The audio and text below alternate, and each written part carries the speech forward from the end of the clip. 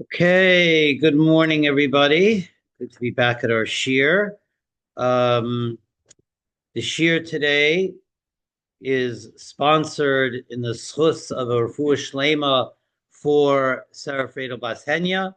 It's also sponsored in the Schus of Elias and Neshama for two yard sites, Ruth Markowitz, Reza Bas Moshe Halevi, and Danielle Bessler, Penina Margaret Bat Dov Bersh. They both should have Elias and Neshama, be good to better for their families, and all the Torah that we learn in inspiration today should be rise to the heavens in their schos. Okay, so Parshas Shmos. So Parshas Shmos, Sefer Shmos, of course, the beginning of the story of Galus and Geulas Mitzrayim, the exile and redemption from Egypt. And I think when we look at Parshas Shmos, or the entire Sefer, but certainly these Parshas that deal with the Galus and the Geula of Mitzrayim, we have to look at them through lenses, not just this is the story of our history. I mean, it is that, but it's so much more than that.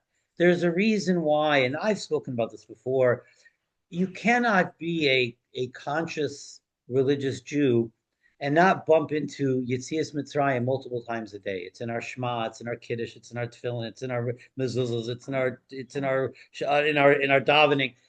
Multiple times a day we speak about Yetzias Mitzrayim. It's not just because this was a historical event, but on two different levels. On one hand, this is the blueprint for Geula. This is the blueprint for redemption.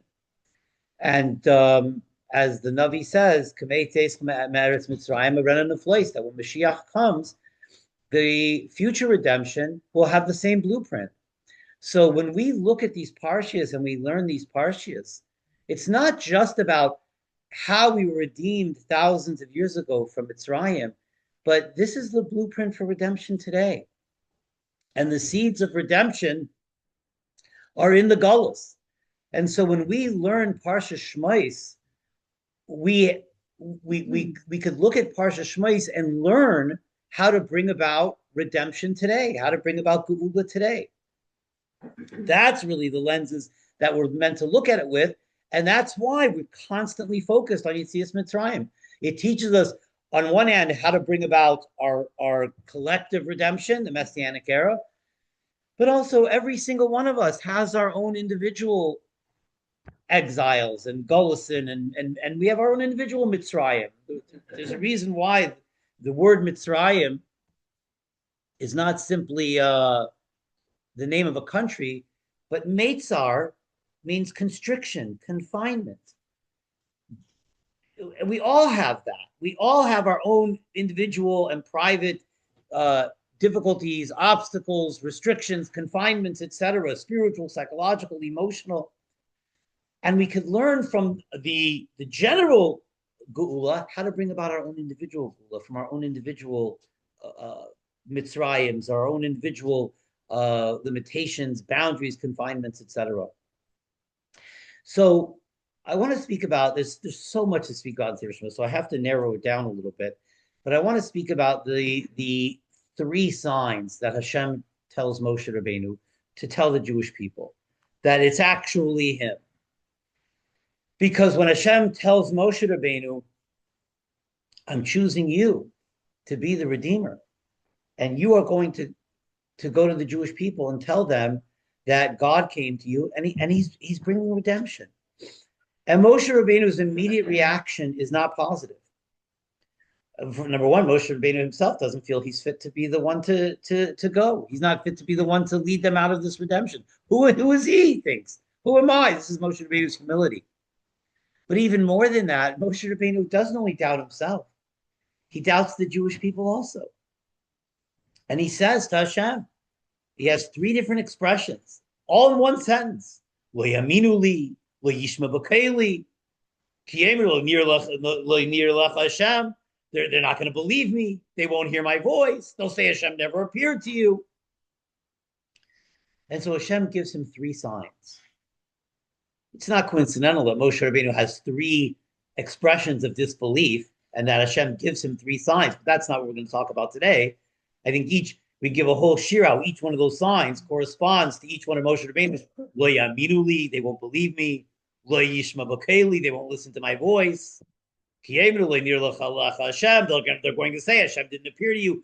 Moshe Rabbeinu has three expressions of how the Klal Yisrael is not going to believe him, and Hashem gives him three signs. So obviously, each sign corresponds to one of those expressions. I'm not even going to talk about that today, but clearly, the signs aren't just random signs. I mean, when we learn the simple, superficial understanding, it just seems like Hashem shows him three miracles. This, the throwing the staff onto the ground, it becomes a snake, pick it up, it returns back to a staff, and then putting his hand into his chest, taking it back out. It's filled with saras. His hand is dead, literally. It's filled with saras, and he puts his hand back, and his hand reverts back to health. And then the third sign, taking water from the Nile, pouring it onto the ground, and it turns into blood. So seemingly, these are just three miracles that Hashem is showing Moshe Rabbeinu to show the Jewish people, to prove that it's him, to prove that it's Hashem talking. These are miracles that I'm showing you to prove that it's Hashem. But obviously, we understand that everything in Torah is b'diyuk, and certainly communications from Hashem are exacting. These aren't just three random miracles. There's messaging in these signs. There's a message to Klal Yisrael in these signs. And the question is, what is the message? What's the message behind the signs? And there's a few questions that I think surround the signs that help us sort of elicit what the messaging is. Number one, in the very first sign, Hashem has a conversation with Moshe Rabbeinu about the staff that he's holding. Ma zeh biyadcha, Hashem asks him. And Moshe Rabbeinu answers, Mata. And Hashem says, and then Hashem tells him the miracle, throw it onto the ground, it turns into a snake, Moshe runs away, Hashem tells him don't run, grab it by its tail, turns back into a staff.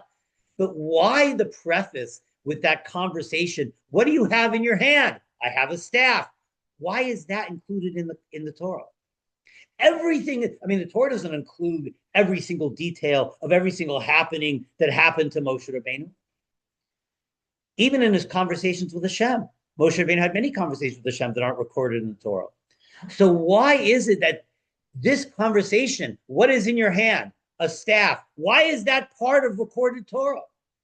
The point of the staff was throwing it on the ground, the miracle. So why not start there? Take the staff in your hand and throw it onto the ground. Why preface that with, why is Hashem asking him what is in your hand? It's obvious what's in his hand. And it doesn't seem like that conversation even goes anywhere. Hashem asks him what's in your hand. Moshe Rabbeinu says, Matzah, and Hashem now begins the miracle. Okay, throw it on the ground. Why not just start with throw it on the ground? That's question number one. What's that conversation about that Hashem asks him, what's in your hand? And Moshe Rabbeinu answers, Matzah. That's question number one. Seems obvious what's in his hand. Why does Hashem have to ask him that? Question number two is, how do these signs build one upon the other?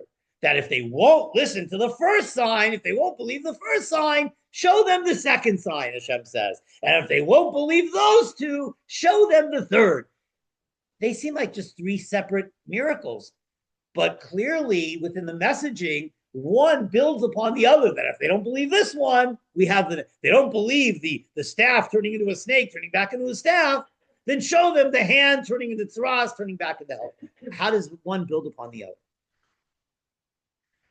The other thing that we see, if you look at the signs carefully, is that the first two signs, the staff and the Moshe Rabbeinu's hand, revert back to their original state.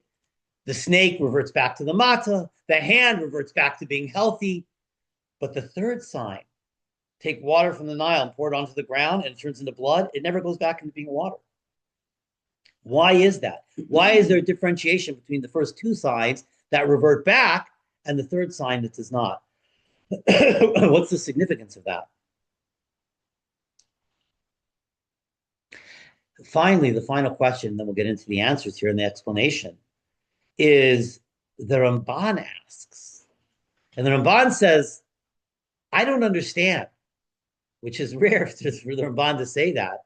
The Ramban says, let's jump to the third sign. Okay, the third sign where Hashem tells Moshe Rabbeinu, pour the water onto the ground. Hashem doesn't. Hashem does not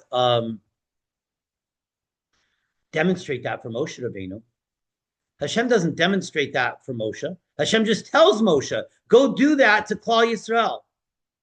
When you go meet the Jewish people, take the water and pour it onto the ground." But he doesn't show it to him first. The first two signs, when Hashem's explaining what the sign is, Hashem actually shows him the sign. Hashem tells him, take the staff, throw it onto the ground. He demonstrates it to Moshe. And the third one, he doesn't demonstrate to Moshe. He just tells Moshe, say it to the Bnei Yisrael, show it to the Bnei Yisrael. And that's the first time Moshe Rabbeinu experiences it as well. So the Ramban asks, why is it that Moshe Rabbeinu needs to see the first two signs before he shows it to the Jewish people? Moshe Rabbeinu believed who he was talking to. Moshe Rabbeinu believed he was talking to Hashem. So if that's the case, that Moshe Rabbeinu doesn't need to see the sign. And yet Hashem shows him specifically the first two signs. The matzah turning into the snake, then reverting back to the matzah, the hand becoming tsaras, then reverting back to his healthy hand. Why does it, says the Ramban, I don't understand why Hashem has to demonstrate that to Moshe Rabbeinu. Moshe Rabbeinu believes he's talking to Hashem. Why does Moshe Rabbeinu need to see those signs? And the third sign, not. Okay. So let's see if we can answer this and understand what the messaging behind the signs are, and then how it relates to us as well, in our times as well. So the signs are actually a continuation of the messaging of the sneh, of the burning bush. The burning bush is Hashem's first communication with Moshe Rabbeinu. And we can give a whole shiur for an hour just on the burning bush. Why was it a thorn bush? Why did Hashem choose that particular miracle of the bush being a flame but not consumed, etc.? There's all kinds of layers of messaging and understanding, and from the simple to the deep. I'm just going to speak on one particular level, but this isn't the only definition of our explanation of the burning bush. This is just one explanation. So what does Moshe Rabbeinu see? Moshe Rabbeinu sees the bushes burning and it's not consumed. And he is amazed by this. And the Torah says that he's amazed by it. He's stunned by it. He stops, he turns, and he says, I want to go see this Mara HaGadol. He calls it a Mara HaGadol, this incredible sight. Moshe Rabbeinu can't fathom. How is the bush burning and it is not consumed? It's unscathed. How is that possible? He can't fathom it. But Hashem is showing him this as not just a miracle that to show that it's God talking to him. Hashem is showing him, and by the way, ironically, the burning bush is the same miracle as Hanukkah, that the oil, the fire, the flame is on the oil, and the oil isn't consumed for 8 days. It's the exact same miracle. Which is it's two physical opposites, because fire, al pi teva, consumes. So it's two opposites happening simultaneously, where it's burning, but it's not consumed. This shows this is coming from the essence of Hashem, nimna nimnois, where at the essence level of Hashem, two opposites can coexist simultaneously.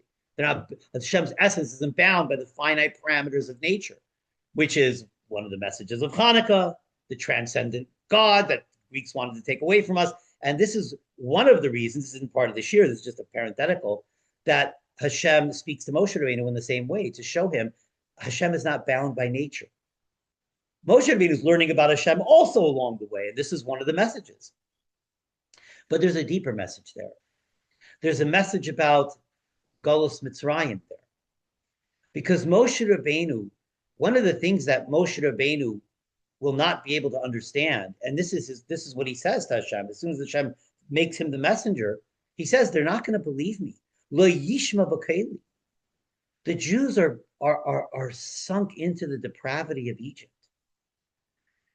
Remember, by when the actual redemption happens and Kriyas Yamsuf happens, the Malachim come to Hashem and say, why are you killing the Egyptians and saving the Jews?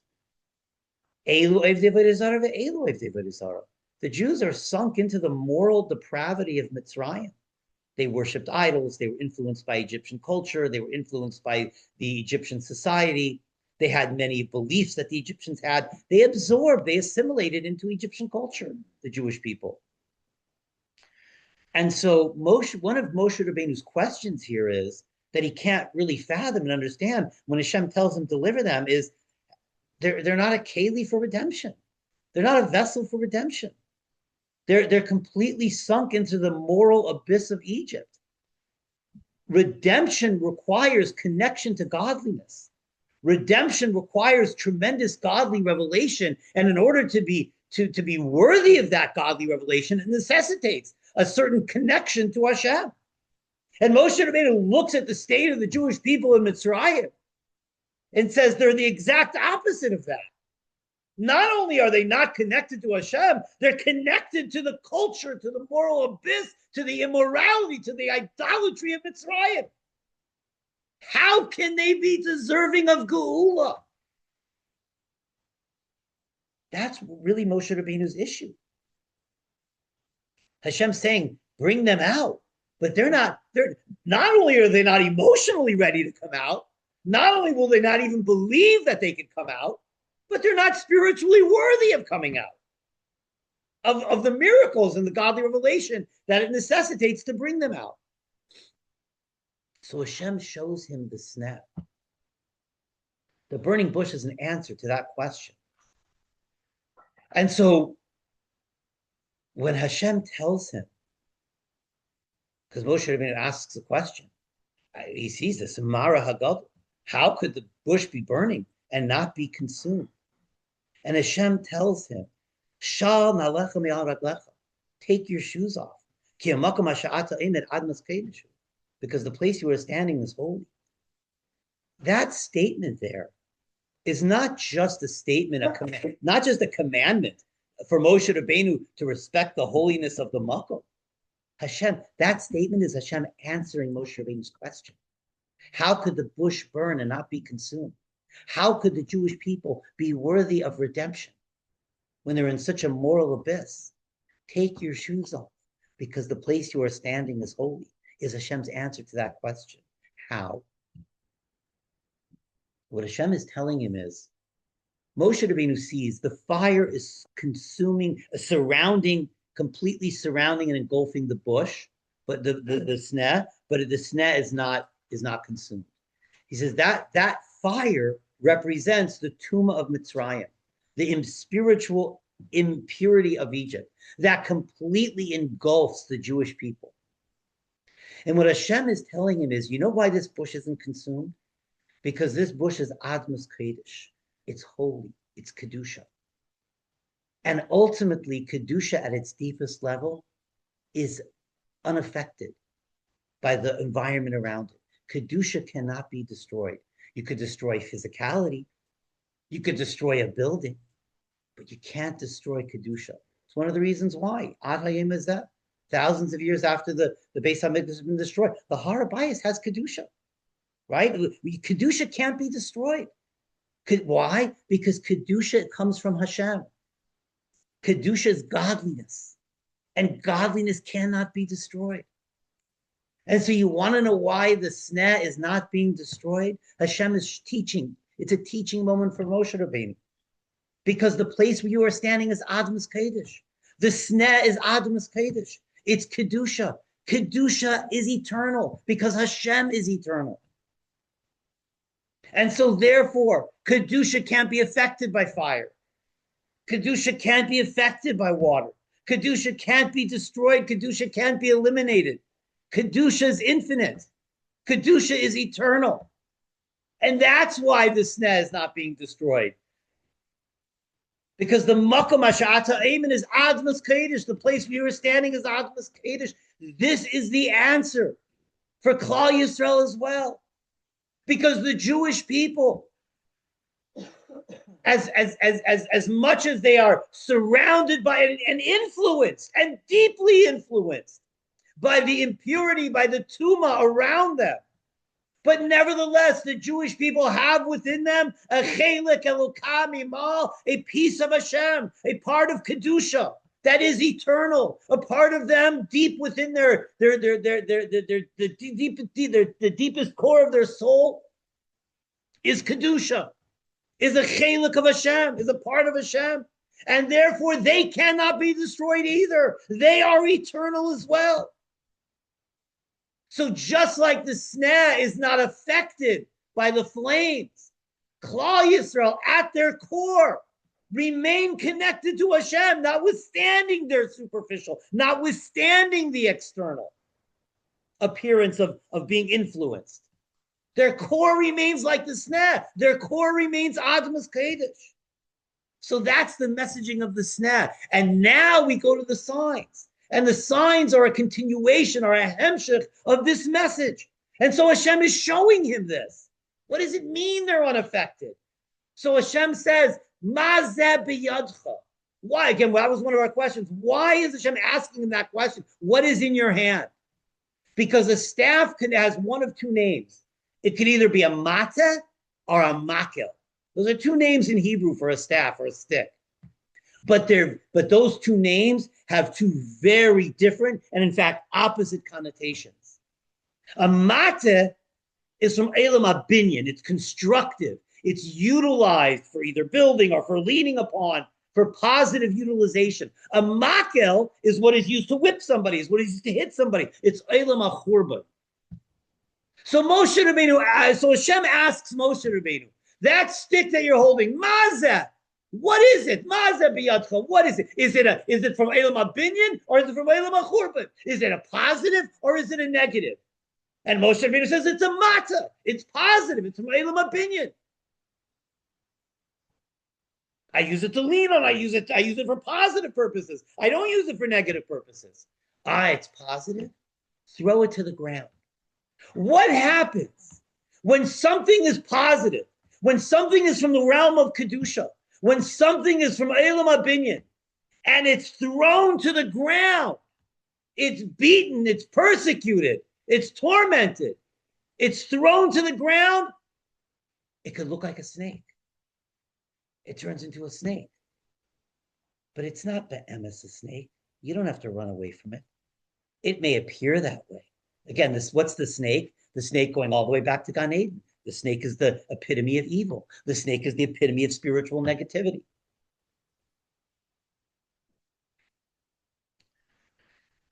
The Gemara says a snake is one of the few animals that bite for no reason, for no benefit to itself, or gets no hana out of it. It's the epitome of selfish negativity, the epitome of evil, the snake.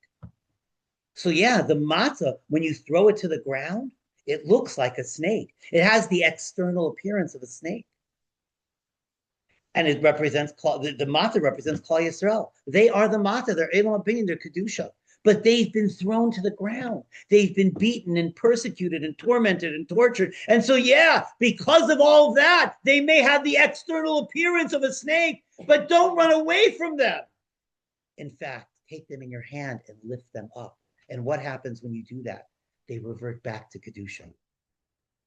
Because something that is intrinsically good, something that is intrinsically Kaddish, just like the sneh, is eternal. That good is eternal. And while they may be engulfed by tuma and negativity, but if you just lift them up, if you utilize your hand and lift them up, they'll revert back to the matzah. So this is what Hashem is telling him. Hashem, the sign is for Moshe Rabbeinu as well, because Moshe Rabbeinu has this question as well. And again, this is a sign for the Jewish people as well, because they don't believe in themselves. Hashem knows, and Moshe Rabbeinu knows, when Moshe Rabbeinu goes to them and tells them, the Geula is coming, we're not worthy of Geula. And this is the sign to them. They are worthy. You may appear like a snake. You may appear to be completely engulfed by the flames of Egypt, by the immoral abyss of Mitzrayim. But if we lift you up, if you're lifted up out of that, you return right back to who you were. The holy Am Yisrael, who you are. The holy Bnei Yisrael, who you are. And so this is a sign for Moshe Rabbeinu, because Moshe has the same question. How are they worthy? So the sign of the Mata is not only for the Jewish people, it's for Moshe also.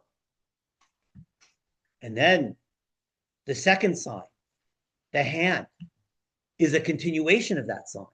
Because they may say, Hashem says, they may think that, yeah, that applies to an inanimate object that's holy, that's been thrown to the ground. But we're not inanimate objects. We have Bechira, and we chose to act this way. We chose to engage in activities that are krisos, that are chayiv kores, that are chayiv misa, that are chayiv misa bidei shemayim. We chose spiritual death. We chose the idolatry. We chose the immorality of Mitzrayim. We made that choice. We sunk into the abyss. So how does it apply to us? How can we revert back to who we were if we chose spiritual death? So show them the second sign. That doesn't happen to an inanimate object. It happens to a living hand, to Moshe Rabbeinu's hand. And the hand turns into tsaras, which a mitzorah is chashav kames. Even a living spiritual being that experiences spiritual death can what? Be brought back to health, be brought back to be restored to their original Kedusha. Because Kedusha doesn't die. Kedusha is eternal. The sign to the Bnei Yisrael is believe in yourselves. And these two signs are shown to Moshe Rabbeinu because he needs to believe in the Jewish people as well, even though they have the external appearance of being completely sunk into the Mem Teshari Tuma, into the 49 gates of impurity of Mitzrayim. And therefore, they're not worthy of redemption. And Moshe Rabbeinu has this question as well. The answers to Moshe Rabbeinu as well. Kedusha never leaves them. And their Kedusha is never destroyed. Even if they choose sins that are chiyuv kares and chiyuv misa, etc., they can be restored. The Kedusha is infinite and the Kedusha is eternal. And therefore, if they believe in themselves, they can experience Geula. And Moshe Rabbeinu, as their leader, must believe in them as well.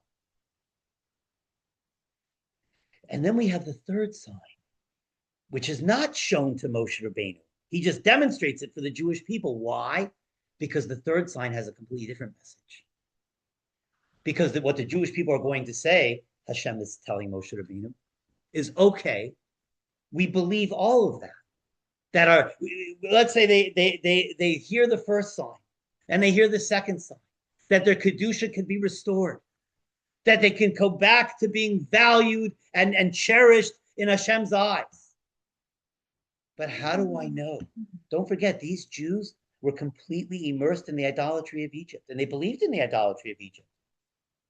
How do we know that our God is greater than their God?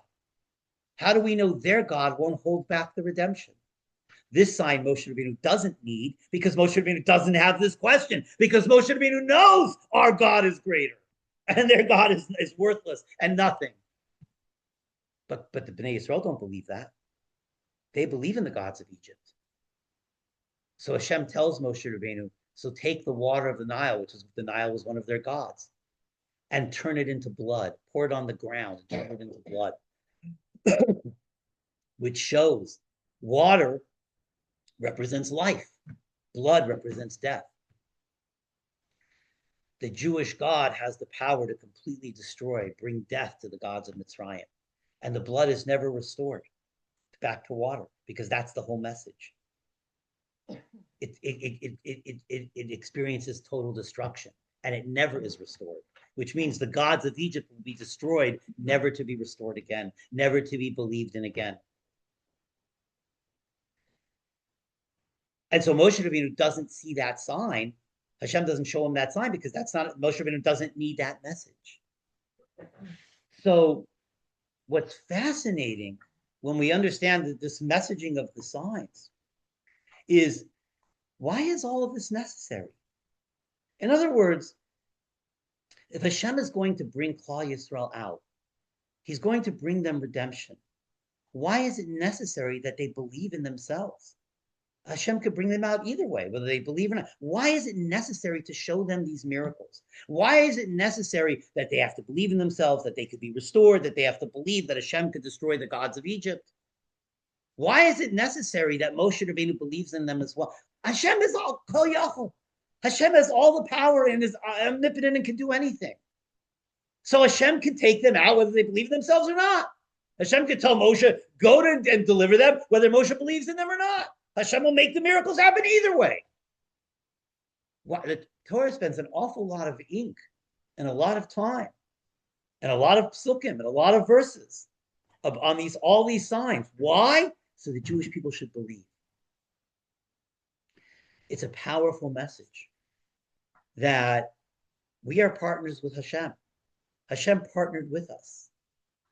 And a huge part of bringing about our own redemption is our belief in that redemption. And if we don't believe, that's ma'akiv. That prevents the redemption from coming. Yes, could Hashem do anything and bring the redemption? Yes. But Hashem specifically wants it in a manner that we believe in it, that we believe it's going to come. And we see this idea earlier on in the Parsha. Go back to the beginning of the Parsha, when Moshe Rabbeinu goes out leaves Paro's home. He's raised in Paro's home. He goes out into the field and he sees an Egyptian beating a Jew, and he kills the Egyptian. And then he sees two Jews fighting. Imagine that, two Jews fighting. It used to happen in the olden days. And he breaks up that fight. And they say, are you going to kill us like you killed the Egyptian?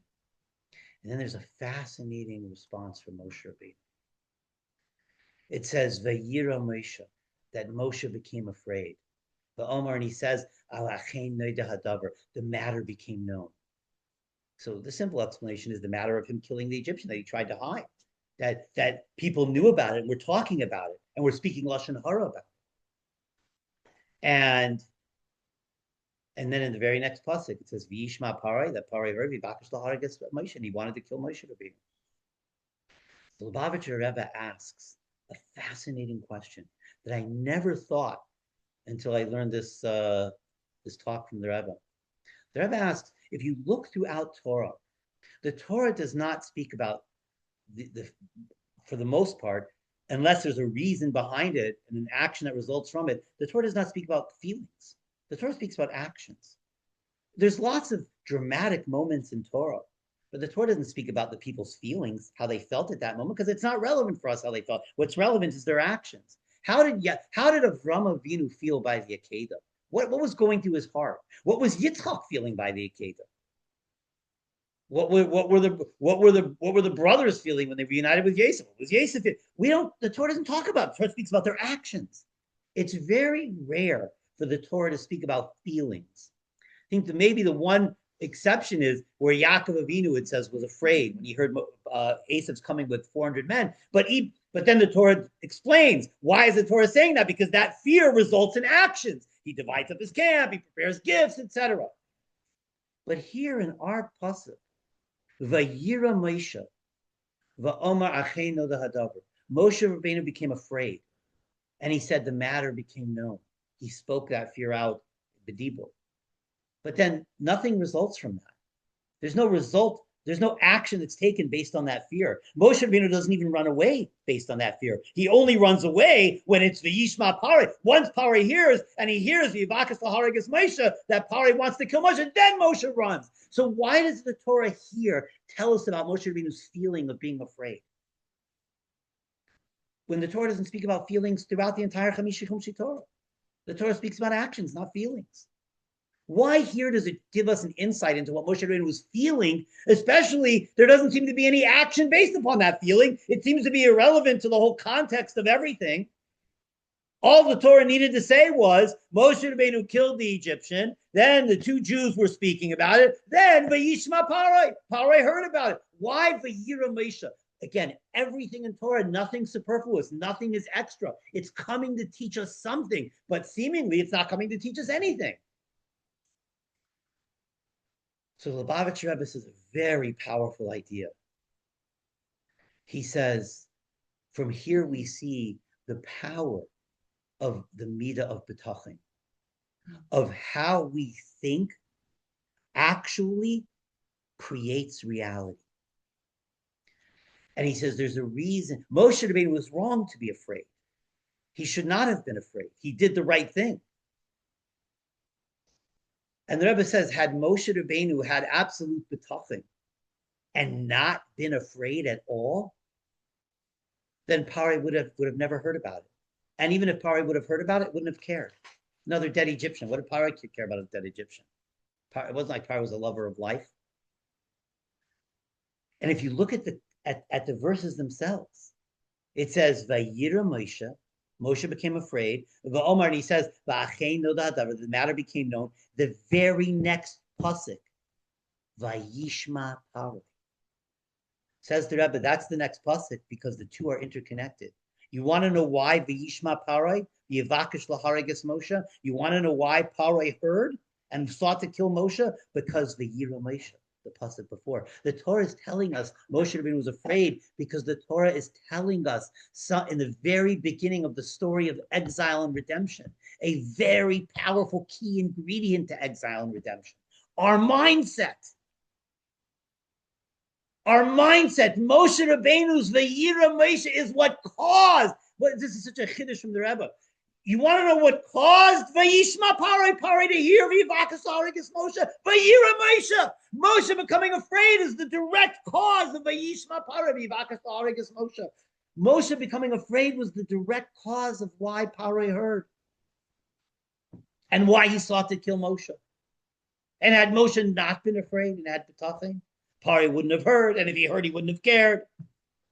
This is what the Torah is telling us. And now, once we understand that lesson in the beginning of the Parsha, now it adds depth to the messaging of the signs. The signs weren't just to inform Moshe and the Bnei Yisrael, it's God talking.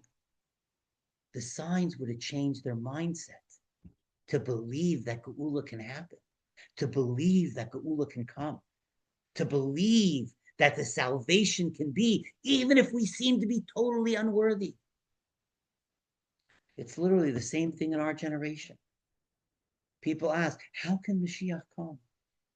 There's the percentages of even Jews who are Shomer Torah mitzvahs are just a fraction of Klal Yisrael. And even in that fraction, so many of us are steeped into the cultures of where we live, into negative behaviors. How are we closer to Mashiach? We seem to be getting further and further away. The Lubavitcher Rebbe once shared, this is close to the very end of his life, that if there were 10 people that really wanted Mashiach with an emes, Mashiach would have been here already. If 10 people really want it with an emes.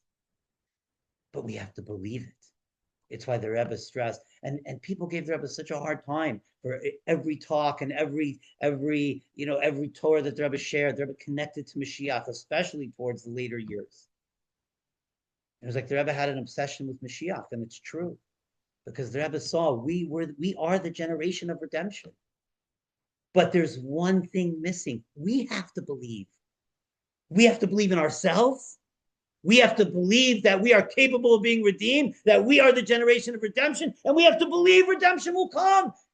Kamei Tzeischa, Eretz Mitzrayim, Arena Neflois, just like in the original redemption.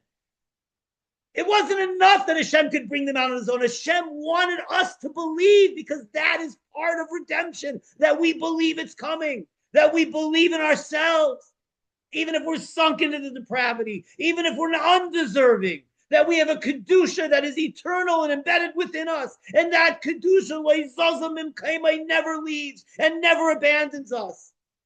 And if we access that, then we have the capacity to rise above the externalities.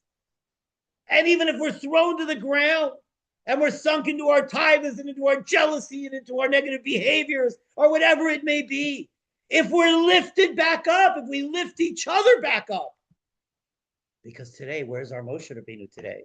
Today, we're a Dor Yassim today. We don't seem to have that Jewish leader anymore today. We have to lift ourselves up today. But if we lift ourselves up today, if we lift each other up today, we're just like the Mata. We revert back to the Elam Abinyan. We revert back to our Kedusha. And even if we're in a state of spiritual death, we can revert back because Kedusha, the Kedusha within us is eternal. And this is the message for every one of us, both in our personal, private lives, when we're seeking redemption in certain areas, financial, whatever it may be, health, relationship, whatever struggles we're going through that we need redemption from. Step number one is believing we're worthy of it and believing it can happen. That's step number one of redemption. That's the message of Parshas Shmos. In the Gullus, the seeds of redemption are planted.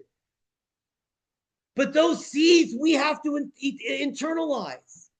If we believe in ourselves and we believe Geula can happen, Geula will happen. That's the message of Parshas Shmos, both on a national level, a nation level, and on an individual level. So Amir Hashem, there has never been a time, I think, in our lifetimes where we need Geula so badly like we need it now. And this is what the Torah is telling us. This is what Hashem is telling us. We all need Geula, privately and collectively.